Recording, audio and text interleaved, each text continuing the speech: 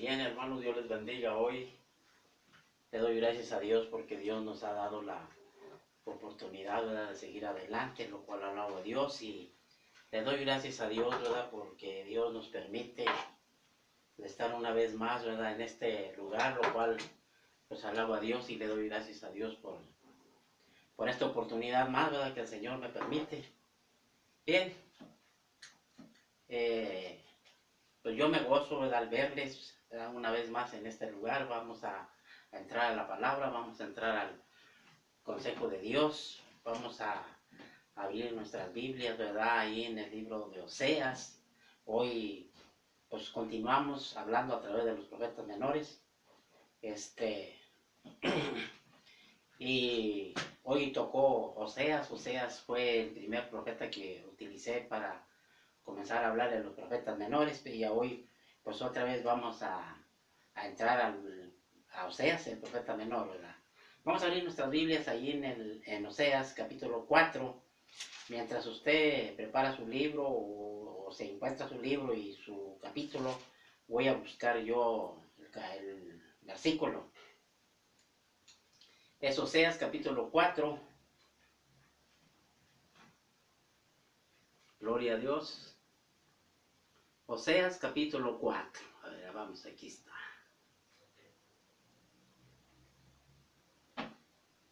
Bien, ya tengo yo son dos versículos, hermanos, son dos versículos. Es el versículo 1 y el versículo 2 del capítulo 4. Voy a darle lectura a estos dos versículos, ¿verdad?, por primera ocasión, en segunda ocasión, ¿verdad? Y dice así la palabra de Dios, ¿verdad?, en el libro de Oseas capítulo 4, versículo 1 y 2. Dice así: en el nombre del Padre, del Hijo y del Espíritu Santo. Dice: oíd palabra de Jehová, hijos de Israel, porque Jehová contiende con los hombres de la tierra, porque no hay verdad, ni misericordia, ni conocimiento de Dios en la tierra. Perjurar, mentir, matar, hurtar,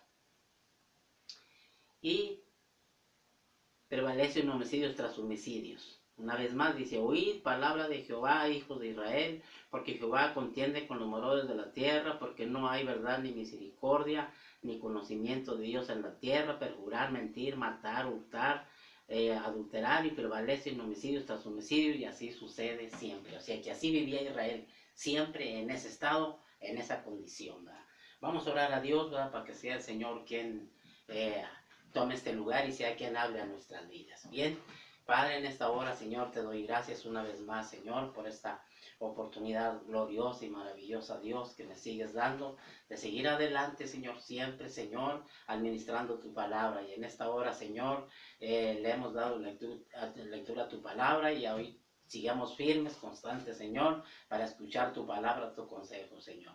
Señor, te ruego que tomes este lugar, porque este lugar es tuyo, Señor, y todo, Señor, y que sea hecha tu voluntad. Señor, solamente te sigo rogando que me sigas utilizando, Señor, como un medio, como un instrumento, Dios, para que tú hables a tu pueblo. Bendícelo a través de tu palabra, para que tu nombre sea muy glorificado, Señor. Y en esta hora, Señor, sea hecha tu voluntad. Todo esto te lo pido en el nombre de Jesucristo. Amén. Gracias. Amén. Bien, pues hermanos, aleluya. Hoy aquí está el consejo. Hoy aquí está el consejo que Dios tiene para nuestras vidas, aquí en Oseas capítulo 4, versículo 1 y 2.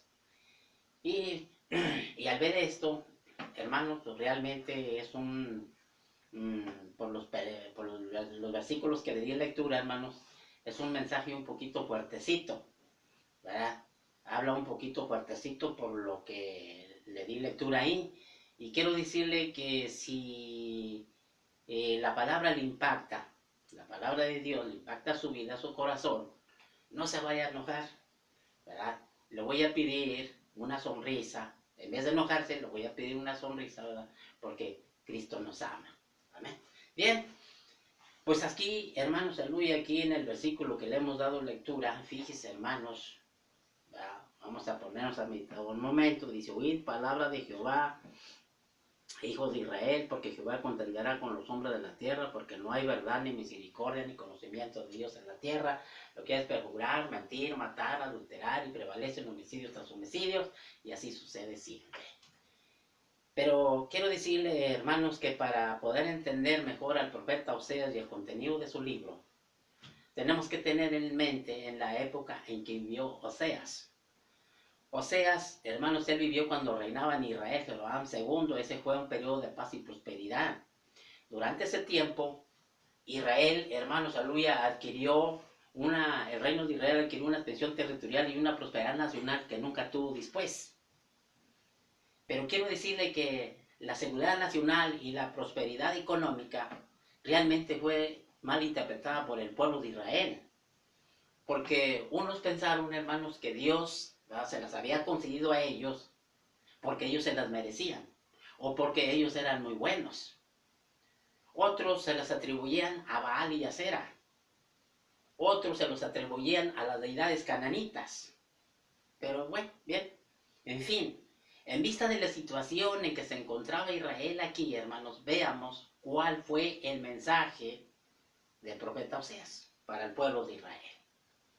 Y quiero decirle que aquí, por el pasaje bíblico que le hemos dado lectura, veo que Oseas realmente, hermanos, fue un aguijón para el pueblo de Israel.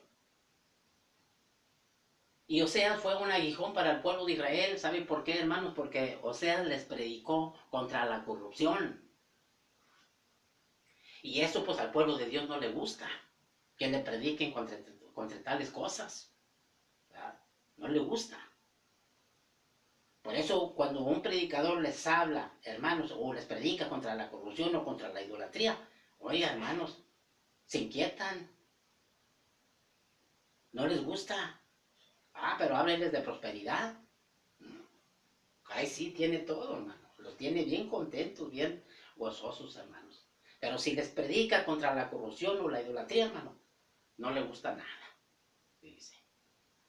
Y vemos que la acusación del profeta Oseas para el pueblo de Israel fue esta: no hay verdad, ni misericordia, ni conocimiento de Dios en la tierra. Lo que hay es perjurar, mentir, matar, adulterar, y prevalece en homicidios tras homicidios, y así sucede siempre.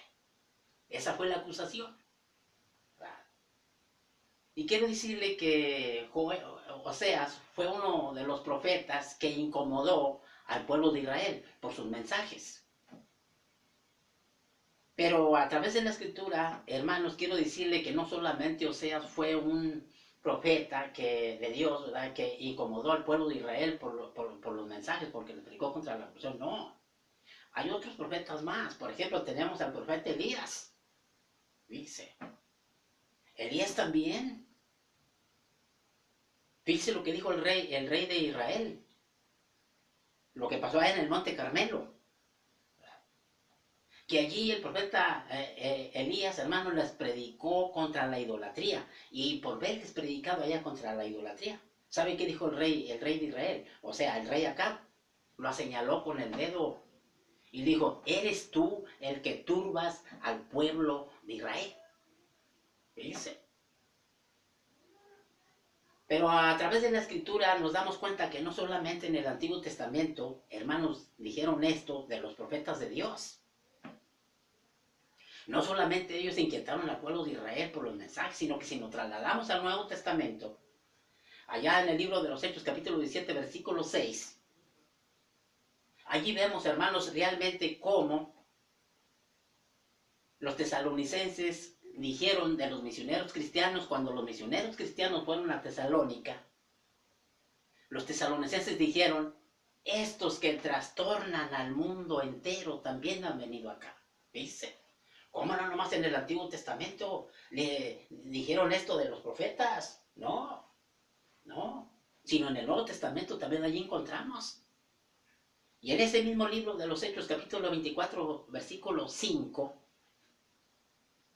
allí vemos lo que dijeron del apóstol Pablo. O sea, Tértulo. Fíjese lo que dijo Tértulo, el apóstol Pablo. Tértulo dijo: hemos encontrado de que este hombre es una plaga y promotor de disensiones entre todos los judíos en todo el mundo. Ay, no solamente eso. Dice, sino también es cabecilla de la secta de los nazarenos. Yo creo que todos sabemos quiénes son los nazarenos. Qué era lo que hacían, cómo vivían. Todos sabemos. Entonces así asemejó, Tértulo asemejó a Pablo. como la secta de los nazarenos, como uno de los nazarenos, fíjese. Pero quiero decirle que Oseas no solamente fue, no solamente fue un profeta que incomodó al pueblo de Israel, hermanos, por sus mensajes, sino que Oseas fue un profeta de juicio. Sí, fue un profeta de juicio, porque a pesar de la prosperidad que gozaba Israel durante el reino de Joram II, allí Oseas se dio cuenta que Dios castigaría a la nación de Israel. Dice, que castigaría al reino de Israel. Y precisamente en los días de Oseas, hermanos, el reino de Israel cayó bajo el poder de Asiria. Y como en los días de Oseas el reino de Israel cayó bajo el poder de Asiria, por eso Oseas, desde la capital del reino de Samaria, él dijo, Samaria será asolada. Dice, posiblemente nos preguntamos, bueno, pero ¿por qué? ¿Por qué Oseas dijo que Samaria será asolada? Oseas da la respuesta y dice, porque se rebeló contra su Dios. Y por haberse rebelado contra su Dios, Oseas dijo, sus niños caerán espada y serán estrellados, y sus mujeres en cinta serán abiertas. Oiga, imagínese, por haberse rebelado contra su Dios lo que le pasaría a Israel. Pero quiero decirle algo, que Oseas no solamente fue un profeta de juicio, sino que Oseas fue uno de los profetas, hermanos del Antiguo Testamento, que habló más del amor de Dios. ¿Sí? ¿Sabe por qué? Porque Oseas describe el amor de Dios con una palabra que es muy típica en su libro. Y esta palabra sed significa amor fiel, amor indisoluble. Y esta palabra describe la disposición que caracteriza a dos personas cuando hacen un pacto indisoluble. O sea, que lo que quiero llegar a decirle, en otras palabras, es esto. Que el amor de Dios permanecía en Israel, aun en que Israel le era infiel a su Dios. Fíjese. ¿Por qué? Porque Israel no pensaba en Dios. ¿No? Pero Dios sí pensaba en Israel. O sea, se alejaba, se apartaba de Dios. ¿Y sabe lo que hacía Dios? En vez de alejarse de Israel, ese seguía acercando a él. Israel se olvidaba de Dios, pero Dios no se olvidaba de Israel. Fíjese. Por eso Oseas describe el amor de Dios con otra palabra que es muy típica en su libro, y esta palabra es rechem. Esta palabra rechem en las versiones españolas de la Biblia se traduce compasión, que se deriva de la palabra matriz, y esta palabra expresa aquello que solamente una madre puede sentir por el hijo de sus entrañas. O sea, que lo que quiero decirle en otras palabras es esto, ¿verdad? Que así es el amor de Dios para con su pueblo. Sí, así es. Aunque su pueblo lo abandone, se vaya tras la maldad, tras el pecado, el amor que Dios tiene para con su pueblo, hermanos, es un amor profundo. Y por cuanto el amor de Dios hacia su pueblo es un amor profundo, por lo tanto, es un amor de entrañas. Amén. Por eso Oseas describe el amor de Dios hacia su pueblo bajo la analogía del amor de un esposo hacia su esposa. Porque quiero decirle que Oseas sufrió una experiencia muy desagradable. Y la experiencia que sufrió Oseas fue esta, que Oseas tomó matrimonio, fíjese. Y de dicho matrimonio, hermanos, él tuvo 2 hijos. Y después de que tuvo la esposa de Oseas aquellos 2 hijos, le fue infiel a Oseas. Le fue infiel. Abandonó el hogar y se fue tras la maldad, se fue tras el pecado. La esposa de Oseas abandonó el hogar. Pero con el tiempo, Oseas se informa, fíjese, y se da cuenta que su esposa estaba sufriendo terriblemente, que se encontraba sola, abandonada, pobre, enferma y maltratada. Y cuando Oseas se dio cuenta por qué momentos tan difíciles estaba pasando su esposa, Va y la busca. Fíjese, va y la busca. Y cuando él va y la busca, él la encuentra. Fíjese. Y cuando Oseas encuentra a su esposa y la encuentra en ese estado, en esa condición, la trae de regreso a su hogar. Así es Dios para con su pueblo. Aunque su pueblo se vaya tras la maldad, tras el pecado, aún Dios lo sigue amando. Por eso Oseas presenta el amor de Dios hacia su pueblo bajo la figura del amor de un padre hacia el hijo. Vean lo que dice Oseas 11:1. Dice, cuando Israel era muchacho, yo lo amé, y de Egipto llamé a mi hijo. Entonces, quiero decirle que todo el capítulo 11 trata de esta relación entre Dios y la nación, bajo la figura del amor de un padre hacia el hijo. Pero quiero decirle que Oseas no solamente fue un profeta de juicio, ni tampoco solamente fue un profeta que habló más del amor de Dios en el Antiguo Testamento, sino que Oseas es un profeta de restauración al pueblo de Israel, hermanos. Dice. Y como Oseas viene siendo un profeta de restauración, por eso para Oseas, el castigo que Dios traería sobre la nación, para Oseas estaba bien. Posiblemente usted y yo nos preguntemos, bueno, pero ¿cómo es posible que un profeta de Dios acepte o esté bien para él que Dios castigue a la nación? Posiblemente nos preguntemos. Porque un mal pues no se le desea a nadie, menos al pueblo de Dios. ¿Verdad?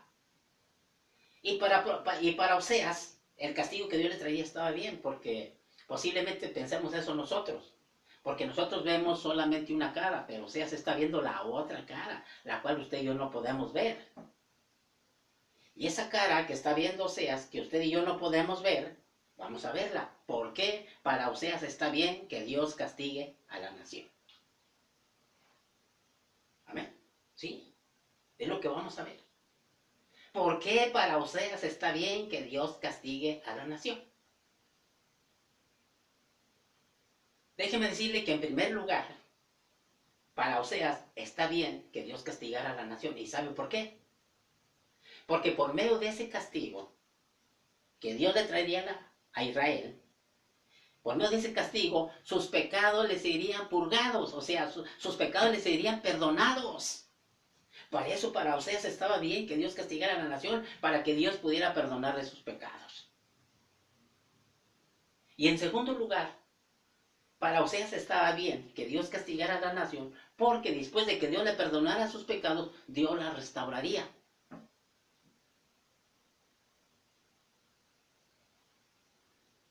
¡Qué maravilloso! ¿No cree usted? Eso es lo más maravilloso. Y en tercer lugar, para Oseas estaba bien que Dios castigara a la nación, porque después de que Dios le perdonara sus pecados y después de que Dios la restaurara, entonces de allí, después del perdón de sus pecados y la restauración de Israel, de allí en adelante Israel tendría una buena relación para con Dios. Por eso para Oseas estaba bien. Y fíjese lo que dice aquí, hermanos, Oseas en el capítulo 3, versículo 5. Amén. 3:5. Dice, después volverán los hijos de Israel y buscarán a Jehová su Dios y a David su rey y temerán a Jehová y a su bondad por el fin de los días. Ahora, vamos al capítulo 14, versículo 7. Fíjese lo que dice Oseas.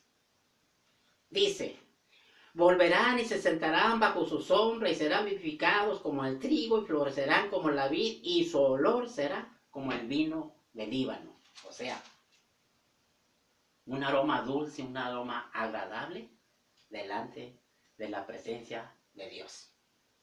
Pero después de que sus pecados fueron perdonados, de que Dios la restauró y después de esa comunión que Israel tendría para con su Dios.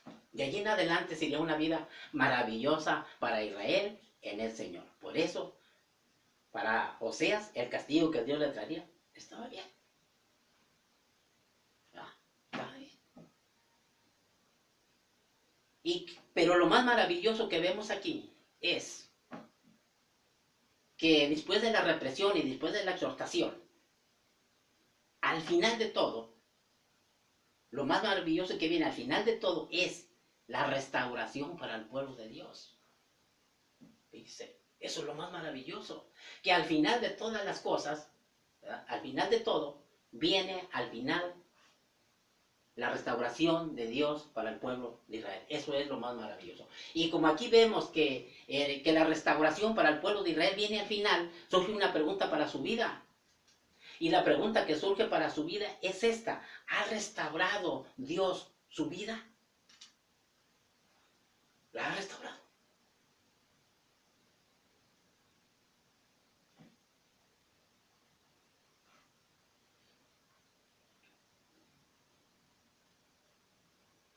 Ese es el plan de Dios. Dios siempre trata de restaurar su pueblo. Dios siempre trata hermano, de restaurar a Israel. ¿Ha restaurado Dios su vida? A ver, ¿cuántos han sido restaurados? Alabanzas. Amén. ¿Hay alguien que en esta hora no ha sido restaurada su vida? Sí, tú que me ves, tú que me escuchas, ¿tu vida ha sido restaurada? Si tu vida no ha sido restaurada, hoy Dios quiere restaurar tu vida. Ven. Ven al Señor. Para que Dios restaure tu vida como restauró la mía. Si Dios no me hubiese restaurado, créelo sinceramente que si Dios no me hubiera restaurado, yo no estuviera aquí. No estuviera. Pero como Dios me cambió, Dios me restauró, Dios me hizo una nueva criatura, por eso es que estoy aquí. Dios hizo una obra maravillosa. Y esa obra que Él hizo aquí en mi vida, pues no tengo dinero con qué pagarle. Yo creo que ni aunque juntara un montón de dinero como el Cerro de la Silla podía pagarle, porque no hay en este mundo quien le pueda perdonar pecados, sino solamente Jesucristo, el Hijo de Dios. Eso fue lo que dijo Juan el Bautista: he aquí el Cordero de Dios que quita el pecado del mundo, y nadie más. Entonces Dios quiere restaurar hoy vidas, hermanos. Si hay alguien que no ha sido restaurado, venga al Señor. Y si hay ya restaurados, pues yo creo que es un motivo de gratitud y agradecimiento que hay en nuestras vidas por la obra que Dios hizo en nuestras personas, en nuestras vidas, ¿verdad? Entonces, Dios, yo voy a darle gracias a Dios por haberme restaurado, porque me sacó de allá, me salvó, me libró de allá de donde andaba, de los lugares de muerte y de destrucción. Ahí andaba yo perdido, pero de allá el Señor me sacó y me restauró, me convirtió en una nueva criatura. Y no hay vida tan más hermosa, tan más maravillosa como vivir una nueva vida en Cristo. Mi vida cambió totalmente. Entonces yo te hago la invitación: si quieres tú cambiar, que Dios te cambie, y si quieres ser una nueva criatura, pues en el Señor te cambia, el Señor te transforma. Nomás que pues hay que venir como yo lo hice. Yo fui al Señor, dije: Señor, mira, aquí estoy, Señor. Quiero que me cambies, quiero que me transformes, quiero que me conviertas en otra persona. Y mire, qué maravilloso. Y allí he vivido una vida feliz. Ahorita ya tengo ya 42 años en el Señor, y esos 42 años que he estado en el Señor, he vivido una vida completamente maravillosa. Es que le aconsejo, y mi consejo sería para usted, que venga al Señor para que el Señor lo cambie. Y usted tenga una vida maravillosa como la que yo he tenido en el Señor. Mientras usted hace una decisión de venir al Señor, bien, voy a darle gracias a Dios, ¿verdad?, por esta oportunidad más que el Señor me permite, ¿verdad?, de estar una vez más aquí para administrar su palabra. Y mientras le doy gracias a Dios, usted venga, lo pongo en las manos del Señor para que el Señor lo cambie, el Señor lo transforme.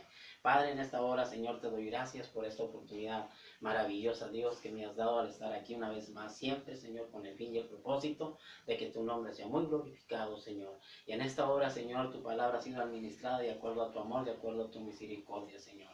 Tu palabra, Señor, en esta hora, Señor, te ruego, Señor, porque uno de aquellos, Señor, que han de venir hacia ti, Señor, con un corazón constrito y humillado, Señor, cámbialos, transfórmalos, conviértelos en unas nuevas criaturas para la gloria de tu santo nombre, Señor. Ayúdame, Señor, para seguir adelante, Señor, siempre Señor, para continuar así adelante, llevando tu obra maravillosa, Señor. Señor, prepara los medios para la próxima vez, Señor. Estar aquí siempre para hablar de tu grandeza, Señor. En el nombre glorioso de Jesucristo te doy gracias, Señor. Amén.